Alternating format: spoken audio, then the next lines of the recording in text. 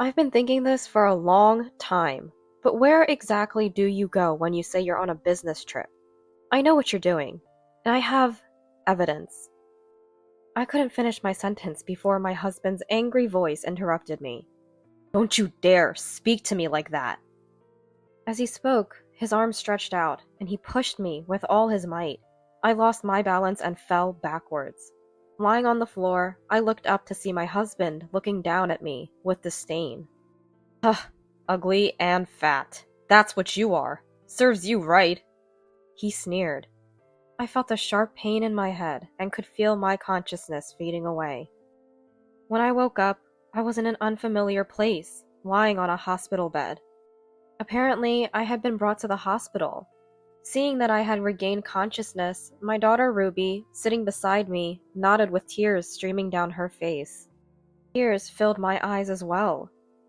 When I came home from school, I found you collapsed at the front door. I was so shocked I didn't know what to do, so I immediately called Dad. I told him you were hurt and that he needed to come home right away, but he said it was impossible because he was at work, and he hung up. Then, Ruby, you called me. You were so panicked that I called an ambulance right away. What happened? I told my parents everything about the mistreatment from my husband for over 10 years since Ruby was born. I also told them about the injury today, caused by being pushed while my husband was trying to meet his mistress. Dad began to speak slowly. Come back home with Ruby, he said kindly. Then his tone changed suddenly. And we'll make sure Jacob pays for what he did to Susan. An eye for an eye, a tooth for a tooth, he said. My name is Susan. I'm a 43-year-old housewife.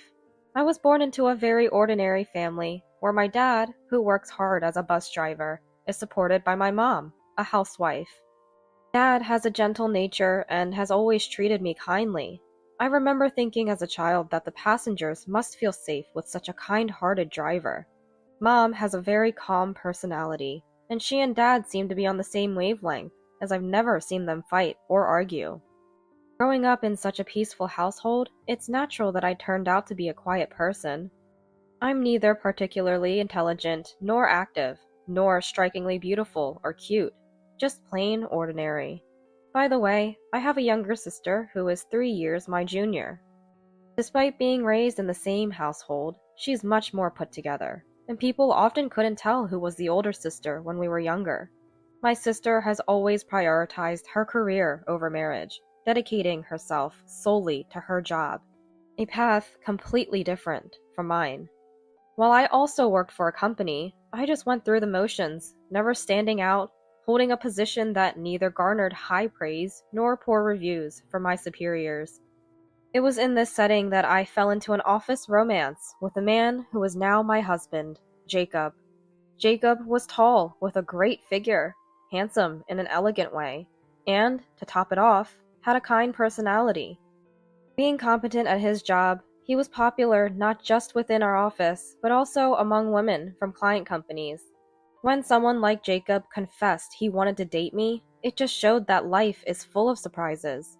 Given my unassuming and shy nature, universally acknowledged, I was convinced it was a deceit and became incredibly guarded for a while. There's no way someone like Jacob could fall for someone like me, I thought. Despite my doubts, Jacob continued his earnest advances. Though I told no one, I secretly harbored feelings for him, making it impossible not to be conscious of his presence. Gradually, I began to welcome his intentions with joy, and with each meeting, my wariness faded. Before I knew it, I had accepted Jacob. Jacob said that kindness mattered more to him than glamour, and he saw an ideal partner in someone like me. Completely swept up in this drama-like development, I fell deeply in love with Jacob, becoming utterly infatuated. Soon after we started dating, we got married. I quit my job to support Jacob as a housewife.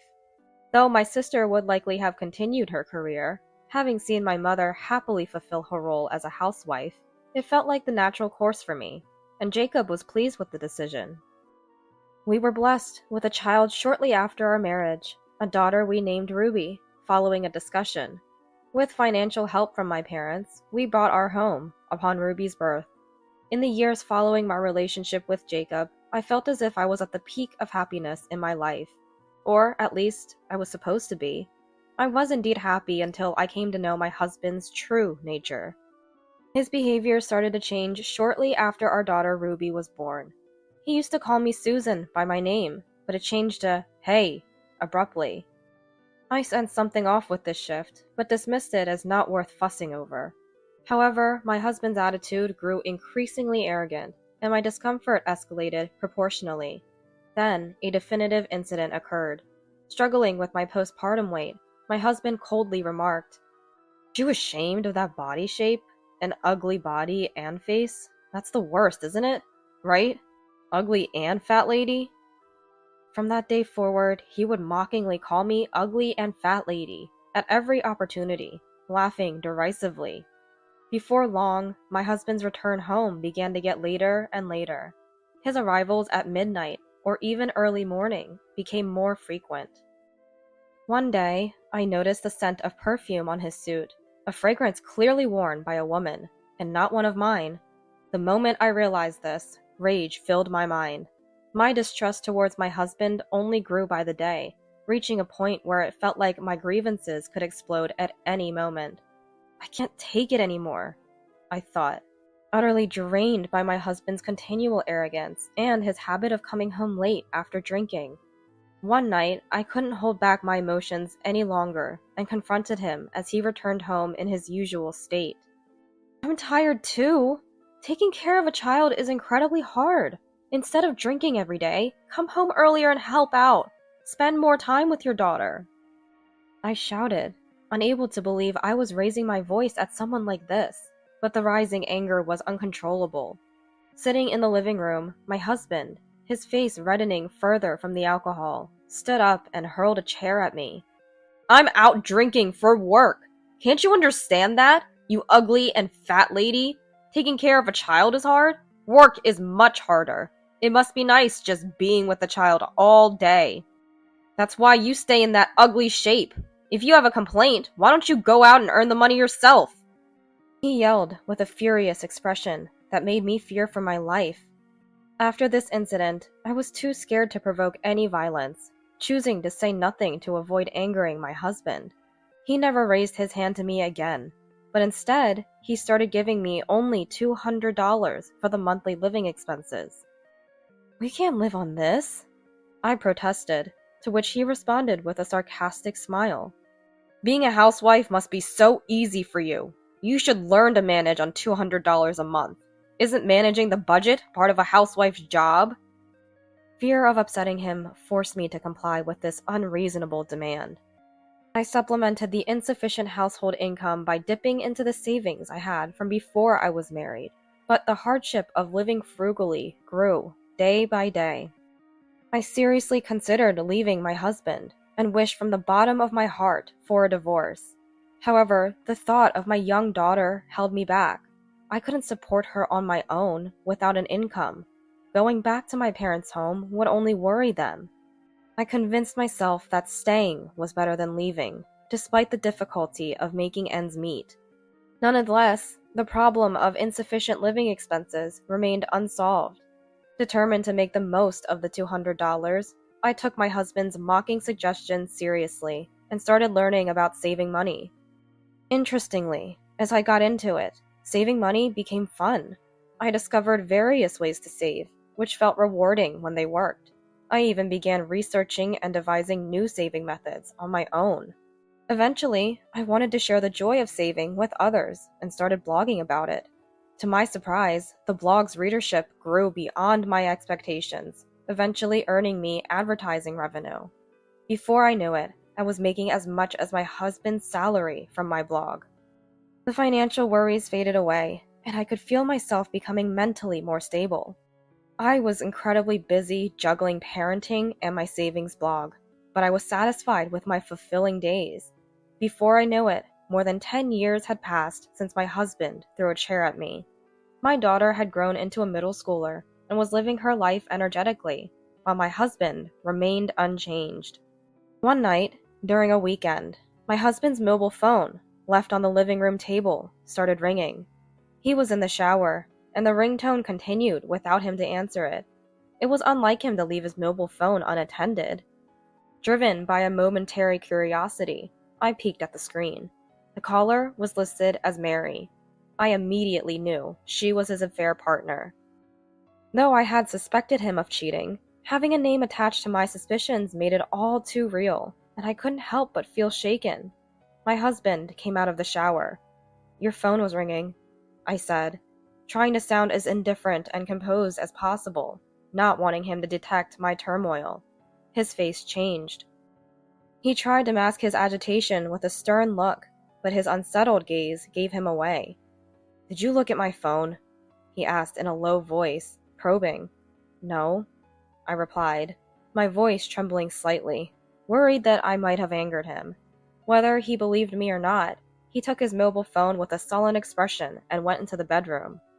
As soon as he was out of sight, tears started to stream down my face. I wasn't sure if I was relieved that he didn't get angry or shocked that his affair was confirmed. What became clear was that I couldn't let what my husband had done to me go unaddressed any longer. I couldn't be at peace with myself otherwise. The next day, I bought a voice recorder. It was to record my husband's conversations on the phone in our bedroom. I also decided to keep another recorder with me at all times to capture any verbal abuse directed at me. But that wasn't enough. I hired a detective agency to catch my husband in the act of cheating. Unaware of my actions, he was easily caught in compromising photographs. I gathered all this evidence for a divorce. I no longer had financial worries. My daughter Ruby was grown enough to understand the decision to divorce. All that was left was to go through with the divorce. However, simply divorcing wasn't enough to clear the lingering dissatisfaction in my heart. When I brought up divorce, I wanted to make it clear that the fault lay with my husband, and to have him acknowledge and reflect on his actions. That's why I needed solid evidence. After the incident with the mobile phone, my husband's behavior towards me worsened more than ever. Perhaps feeling confident that I wouldn't confront him about his cheating, he began staying out overnight more frequently. He claimed these were business trips, but as someone who married a coworker, I knew better. There were hardly any business trips involved in his department's work, a fact I was well aware of. While I felt the shallowness of my husband's actions, being lied to with such a transparent lie felt like an insult to me, and it angered me. As my patience with my husband's infidelity wore thin, I deeply despised him and was waiting for the right moment to bring up divorce. One morning, in the year when Ruby became a ninth grader, my husband hurried down the stairs with his carry-on suitcase. "I have to go on a sudden business trip," he said, as he headed towards the entrance. And then, with a tone full of sarcasm, added, "I've been eating nothing but tasteless food, so maybe I'll enjoy something delicious for a change." His snide remark made my anger boil over. "Excuse me? Don't joke with me. What do you mean by tasteless food? I prepare dinner every day, not even knowing if you'll come home to eat it or not. I've been thinking this for a long time, but where exactly do you go when you say you're on a business trip? I know what you're doing, and I have evidence." I couldn't finish my sentence before my husband's angry voice interrupted me. "Don't you dare speak to me like that!" As he spoke, his arm stretched out, and he pushed me with all his might. I lost my balance and fell backwards. Lying on the floor, I looked up to see my husband looking down at me with disdain. "Ugly and fat, that's what you are. Serves you right." He sneered and left the house with a nasty laugh. I felt a sharp pain in my head, perhaps from hitting the floor hard. The frustration of being pushed and insulted by my husband was unbearable. As I lay there, I could feel my consciousness fading away. When I woke up, I was in an unfamiliar place, lying on a hospital bed. My daughter Ruby and my parents were standing by the bed, looking at me worriedly. It seemed I had been brought to the hospital. "Mom, are you okay?" Ruby asked, tears streaming down her face. She had been crying for a while, as her eyes and the area around them were red. "Ruby, did you save me?" I asked, feeling relieved as I regained consciousness. Ruby nodded, crying even harder. Tears welled up in my eyes too. I tried to sit up and hug her, but intense pain throughout my body made it impossible to move. Stay still, my mom said softly, touching my hand. Her touch brought me comfort, and I began to feel calmer. My parents told me that although I had hit my head and various parts of my body quite hard, the injuries were not severe, and I could be discharged from the hospital if there were no problems. Ruby then told me about finding me collapsed at the entrance when she returned from school. I was so shocked. I didn't know what to do, so I immediately called Dad. I told him you were hurt and that he needed to come home right away, but he said it was impossible because he was at work, and he hung up. Ruby looked down sadly. So, Ruby, you called me. You were so panicked that I immediately called an ambulance. I was truly shocked. What exactly happened? As I started to explain, Ruby came into view. Ruby? Could you wait outside the room for a bit? I didn't want Ruby to hear this. I told my parents about the mistreatment from my husband over the more than 10 years since Ruby was born. I also told them that today's injury was because he pushed me while trying to meet his mistress. My parents listened silently to my story. After a moment of silence, Dad slowly started to speak. Come back home with Ruby, he said kindly. Then, suddenly, his tone changed. And we'll have to make sure Jacob pays for what he did to Susan. An eye for an eye, a tooth for a tooth. I had never seen Dad with such a fierce expression before, or after that moment. His words made me decide to divorce immediately. I was determined. Just like Dad said, we would make my husband pay. I called Ruby back into the room and told her about my decision to divorce. Ruby nodded strongly, showing her support. Together, the four of us started planning our counterattack against my husband. We decided as a family to put on an act. The day after I was discharged, my mom and I returned home and my husband called my mobile phone. The act began. My mom answered the phone. In a somber voice, she said, My daughter has passed away. The call was on speaker mode, and we were recording it. What? My husband gasped upon hearing my mom's words. Ruby has? It seemed like he was confused by the sudden news. What are you talking about? My daughter, your wife, Susan. My mom raised her voice. A masterful performance. What? My husband was clearly shaken, even over the phone. This is the only chance, my mom continued. She hit her head hard when she fell. Jacob, does that ring any bells? My husband became even more flustered in his response. What? No, nothing at all. Then he added in a forced, tearful voice. Susan was fine yesterday morning, sending me off cheerfully. How could this happen so suddenly? He lied smoothly. I almost shouted out, but quickly covered my mouth. My mom knew I had been pushed by my husband. The tone of my mom's voice dropped after hearing my husband's lie. I see. By the way, Jacob, where are you now? You didn't come to the hospital yesterday either. The anger in her words was unmistakable, surely reaching my husband as well. Well, I'm currently on a business trip, he said, clearly flustered. Come home right away. We're bringing our daughter back home. My mom's tone became firmer. I'll have to finish my work first, so it'll take me about half a day to get home. My husband replied, to which my mom pressed on. Just hurry back! After hanging up, we rushed to prepare for the next step in our plan. I went to a lawyer with the evidence of the affair I had gathered and the recordings from the voice recorder. Along the way, we checked our home's bank accounts and life insurance to monitor my husband's movements. There were no withdrawals or insurance claims, indicating that he hadn't fled.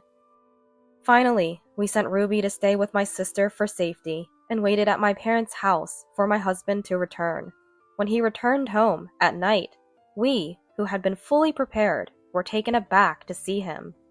Astonishingly, he had brought his mistress with him. Seeing me, both were at a loss for words.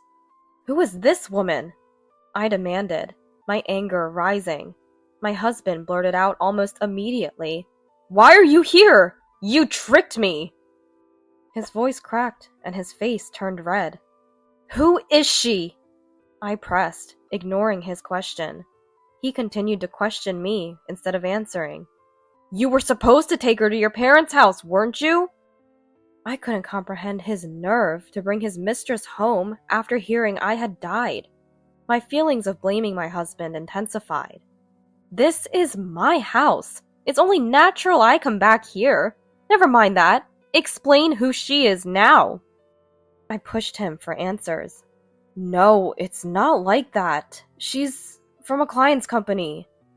He stammered, still attempting to lie. I laid out several photos of him with his mistress, obtained from the detective agency. "I've investigated. This woman, she's in these photos with you," I pointed out. His face went pale. "Those must be doctored or something." He tried to deflect it, still lying. How far could this man jest? Pointing to the date on the photos, I confronted him. "These were taken on the days you said you were on business trips. The detective agency confirmed you were on leave from work. Who's the liar now? Why is the woman in these photos here?" Seeing his excuse fall apart was a clear indication that he had no way out. "No, it's because she had some business with me." Cutting him off, the mistress introduced herself. "I'm Mary. I was under the impression we were in a relationship heading towards marriage. You're Jacob's sister, right? I was told you had passed away, but you're alive?" I corrected her. "I'm not his sister, I'm his wife." Now it was her turn to be confused. "Wife? Jacob told me he was living with his sister." My anger reached a boiling point. I glared at my husband, filled with anger that was evident even to myself. "What did you say?" As the truth unfolded, my husband began to look frightened, but still, unbelievably, tried to make excuses without offering an apology. "There's a reason for this. It's a misunderstanding. When I said we were seeing each other, I meant as a client. I'll explain everything later." My husband tried to explain, but even his mistress seemed to grasp the situation now. "Jacob, what is this all about? You lied about your sister dying, and now it turns out she wasn't your sister, but your wife?" She confronted him fiercely. "I was deceived too," he retorted, trying to deflect his guilt. I calmly stated, "The one who was deceived here is me. For years you've been cheating on me, lying about business trips to meet her, and even pushed me to the extent of getting injured. You ignored our daughter's call, shaking with worry, because you were busy at work and didn't even come to the hospital. Then, thinking it would be convenient for you if I were dead, you brought her home. Who do you think was deceived?" She looked at my husband with disdain and said, "You did all that to your wife? So if we had gotten married, the same could have happened to me. You're the worst." "I wouldn't do that because I love Mary," he insisted. As I confronted him for admitting to his affair, he denied it, clearly shaken. Unlike my increasingly agitated husband, I became more composed. "This is the worst case scenario," I remarked. My parents, having witnessed everything, looked at him coldly. He had no one on his side. I had no love left for my husband. "We're getting a divorce," I declared, pushing him away, and she announced she was leaving him too. To my husband, who looked as if he might collapse, I said, "Pushing me and causing injury is a crime in itself, and there's evidence of your affair. I've already started talking to a lawyer, so be prepared." "You lied about being single and deceived me. Isn't that marital fraud? I want compensation for my wasted time." She was his mistress, but now we were both deceived by the same man. We felt like comrades in arms. "I didn't deceive anyone. I was the one deceived. And Susan's injury was her own fault, not because I pushed her. If you say it's my fault, show me the evidence," he defiantly claimed. I pressed play on the voice recorder. revealing our conversation from the morning he pushed me. This isn't the only evidence. I have recordings of all the verbal abuse you've thrown at me over the years. There's no escaping this. I have proof, too. The WhatsApp messages from when we met at the singles party, where you lied about living with your sister, she added. Realizing there was no way out, my husband lashed out. Shut up, you ugly and fat! If you were gone, I could have gotten the insurance money and married her. He looked at her with regret. After all, Mary is the daughter of a major company executive. Marrying her would have secured my promotion. You've ruined everything, you ugly and fat. In a fit of rage, he started throwing things at me and lunged towards me. That's when my dad, a bus driver who's also an experienced wrestler, restrained him. Then, she stood in front of my immobilized husband and slapped him back and forth. This one's for me, and this is for his wife, she said, delivering a powerful knee strike to his groin. My husband collapsed on the floor, writhing in pain. Unfortunately for you, even if I had died, you wouldn't have received any life insurance money because I've made my parents the beneficiaries. Also, this house is in my parents' name, not yours. He had assumed everything would automatically become his without even knowing these facts. You were only with me because I'm the daughter of an executive. You're truly the lowest. I'm glad we didn't get married. Nothing is going your way. How unfortunate. Now please leave immediately. Struggling, my husband managed to get up and staggered out of the house. Afterward, the divorce was finalized smoothly. With the help of a lawyer, we were able to secure compensation in the divorce proceedings. Once my husband left, I invited my parents over, and we decided to live together as a family of 4, including Ruby. The compensation from the divorce was used for the house's remodeling. A former colleague from my office days informed me about my ex-husband's fate. He was demoted after his affair with Mary, who he lied about being unmarried to, was discovered by the company. Given the nature of his actions, he struggled with relationships at the new location and eventually resigned. Although he received a retirement allowance, it was quickly used up to pay the compensation claimed by me and Mary. Despite being a victim herself, Mary, after understanding the situation, sent me a letter of apology and even compensation for the trouble caused. She later married a genuinely single man. A piece of news that made me genuinely happy, considering her previous ordeal with my ex-husband. Post-divorce, my savings-themed blog gained even more popularity, catching a publisher's eye, leading to a book deal. What started as a means to escape an abusive situation turned into an unexpected career path. I've even started writing a savings column for a lifestyle magazine. Despite being new to this, the reception has been very positive. Ruby seems to understand that her father abandoned us when I was injured and shows no interest in seeing him. She seems much happier now than before the divorce. Lately, I've been receiving messages from my ex-husband, pressing for reconciliation. I've decided to start over from scratch. I believe I've changed a lot from those days. So, how about we live together again? You must be longing for human warmth by now. I believe no one but me, who has been with you for so long, can truly understand you. I'm open to getting back together. If you feel the same, let me know. I'll be waiting anytime. I love you. Such creepy messages have been persistently sent. Due to their persistence, I replied that I would consult a lawyer if he continued to message me, and then blocked him. Does he think clinging to me would lead to reconciliation? He's greatly mistaken. I'm not that forgiving. Isn't it too late for self-reflection now? He should have realized what needed to be changed much earlier.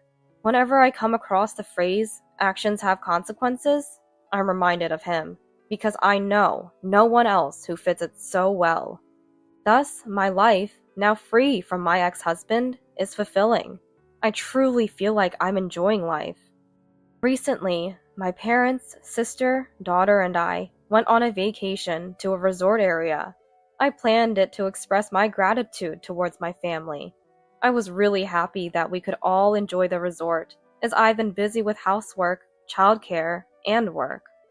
Ruby has expressed a desire to adopt a cat, a sentiment I share.